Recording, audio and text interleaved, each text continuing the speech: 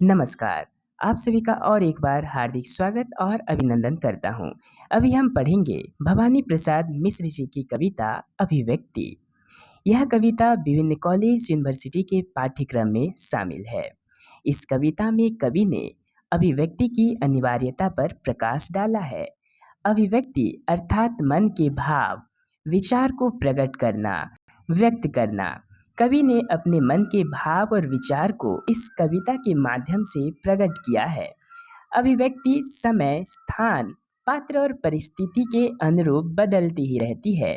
कवि कहते हैं कि अभिव्यक्ति तो होती ही रहती है, मैं उसके ढंग नहीं सोचता। अर्थात अभिव्यक्ति तो अपने आप ही होती रहती है, स्वयं ही होती रहती है, स्वतः ही हो जाती है। मैं उसके ढंग, उसके तरीके, उसके उपाय नहीं सोचता कि मुझे अपने मन के भाव और विचार को किस प्रकार से दूसरों के सामने अभिव्यक्त करना है। फिर कवि आगे कहते हैं कि सोची हुई अभिव्यक्ति ने मुझे कभी व्यक्त नहीं किया, छुपता ही हूँ मैं उससे। अभिव्यक्ति तो होती ही रहती है, मैं उसके ढंग नहीं सोचता। अर्थात कवि कहते हैं कि जिस अभिव्यक्ति को मैं सोचकर व्यक्त करता हूँ, उसने मुझे अभिव्यक्त करने नहीं देता है। अक्सर मैं इस चीज़ से छुपता ही हूँ। किस चीज़ से कवि कहते हैं कि सोची हुई अभिव्यक्ति से। कवि किसी भी बात को, मन के भाव को, विचार को सोचकर दूसरों के सामने व्यक्त नहीं करते, क्योंकि सोची हुई अभिव्यक्ति ने कवि को व्यक्त करने ही नहीं देता। इसीलिए कवि कहते हैं अभिव्यक्ति अपने आप ही हो जाती है, मैं अक्सर उससे छुपता ही हूँ, सोची हुई अभिव्यक्ति से। अभिव्यक्ति के लिए मैं ढंग नहीं सोचता कि मुझे किस प्रकार से दूसरों के सामने अपने मन के भाव को प्रकट करना है। फिर कभी एक सुंदर सा उदाहरण पेश करते हुए कहते हैं कि सोचकर नहीं रोया मेरा लड़का, और रोते ने उसे अभिव्यक्त किया। कि कवि के लड़के ने सोचकर नहीं रोया, उसके रोने से ही पता चल गया, उसके रोने में ही ये अभिव्यक्ति हो गई कि उसके लड़के ने रोया है। फिर आगे कवि कहते हैं कि तौल कर नहीं हंसी मेरी लड़की, और हंसने ने उसे अभिव्यक्त किया। उसकी लड़की ने भी तौल कर नहीं हंसी, और उसके हंसने से ही पता चल गया कि उसकी लड़की ने हंस रही है। हंसने से ही अभिव्यक्त हो गई कि उसकी लड़की ने तौल कर नहीं हंसी। तुमने जमुआई ली, सोचकर ली थी नहीं, इसलिए उसने तुम्हारी समूची थकान को खोला। जमुआई लेना, जब हम जमुआई लेते हैं तो हम सोच कर लेते हैं क्या? नहीं, तो जमुआई से ही पता चल जाता है और अभिव्यक्त हो जाती है कि हम थके हुए हैं। इसीलिए जमुआई लेकर इंसान, कोई भी व्यक्ति अपनी समूची थकान को, अपनी पूरी थकान को मिटा लेता है। जमुआई लेकर ही कोई भी इंसान अपनी पूरी थकान को मिटा लेता है।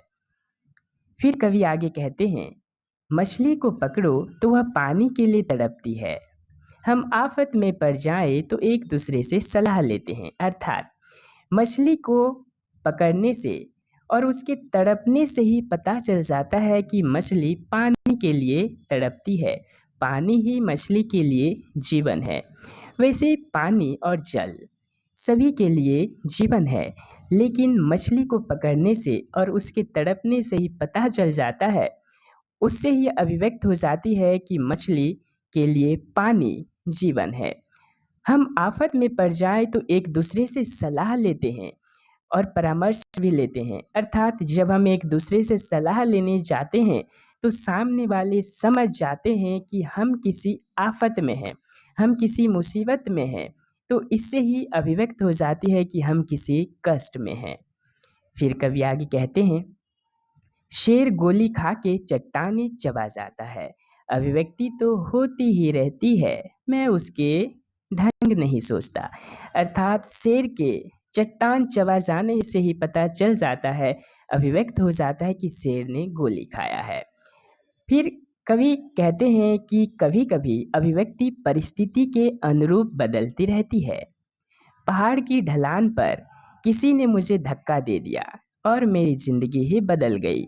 मेरी टांग टूट गई और मैं लंगड़ा कर चलने लगा।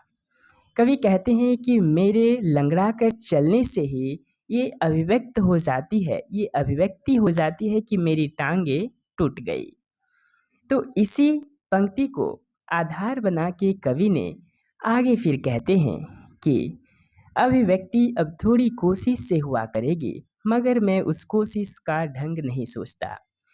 कि अभिव्यक्ति भी हम थोड़ी-सी कोशिश करके, थोड़ी समझदारी से, सोच समझ करके करेंगे। लेकिन कभी कहते हैं मैं उस कोशिश का भी ढंग नहीं सोचता कि मुझे अपने मन के भाव को, मन के विचार को किस तरह से दूसरों के सामने पेश करना है, अभिव्यक्त करना है।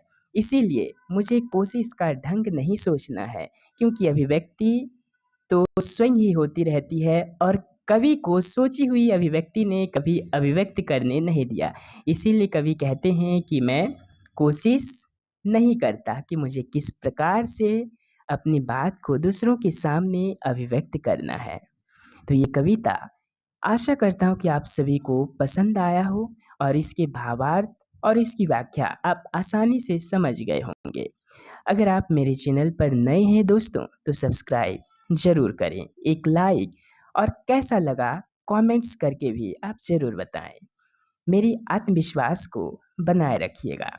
बहुत बहुत धन्यवाद और शुक्रिया। नमस्कार, अब अगले वीडियो में मिलते हैं।